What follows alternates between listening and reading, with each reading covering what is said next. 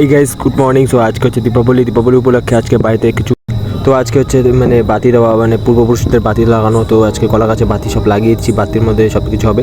তো চলো দেখা যাক।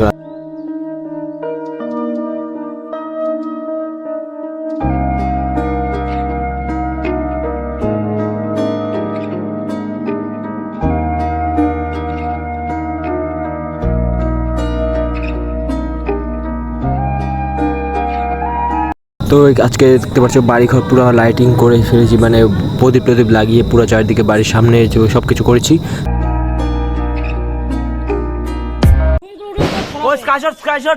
সবাই সরো সামনে থেকে।